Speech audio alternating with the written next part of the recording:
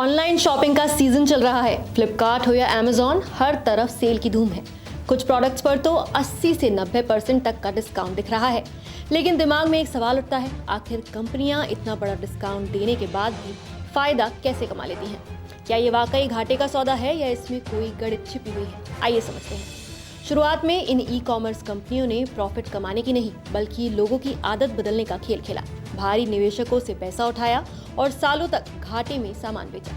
मकसद था लोगों को ऑनलाइन शॉपिंग की लत लगाना, और आज वही रणनीति काम आ रही है। अब कंपनियों के पास दो रास्ते थे, या तो महंगे दाम पर कम लोगों को सामान बेचकर कमाई करे, या फिर सस्ते दाम पर करोड़ों लोगों तक पहुंचे।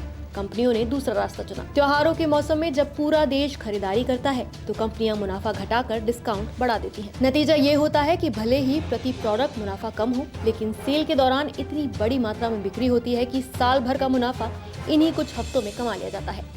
डिस्काउंट अकेले प्लेटफॉर्म्स नहीं देते, वेंडर्स भी इसमें हिस्सा डालते हैं। प्लेटफॉर्म अपना कमीशन घटा देते हैं, वेंडर पुराने या ज्यादा स्टॉक वाले प्रोडक्ट्स को निकालने के लिए छूट देते हैं। यानी दोनों तरफ से रियायत मिलकर ग्राहक को भारी डिस्काउंट का फायदा मिलता है। जब कोई प्रोडक्ट लाखों यूनिट में बिकता है तो उसकी लागत अपने आप कम हो जाती है। ई कॉमर्स कंपनियां बल्क डीलिंग के कारण भी प्रोडक्ट्स को बहुत सस्ते दाम में खरीद लेती हैं।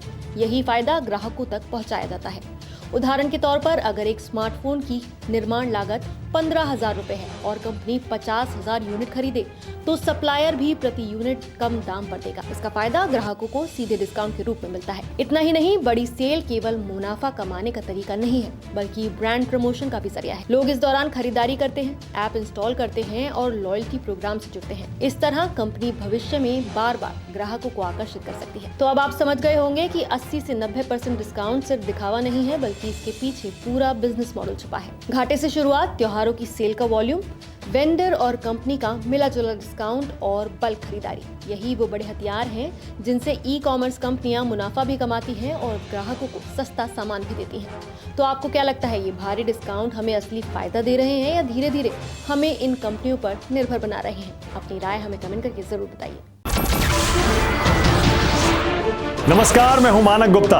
अगर आपको हमारा ये वीडियो पसंद आया हो तो इसे लाइक और शेयर जरूर करें, और हाँ, हमें सब्सक्राइब और फॉलो करना ना भूलें, ताकि आप देश और दुनिया की कोई खबर मिस ना करें।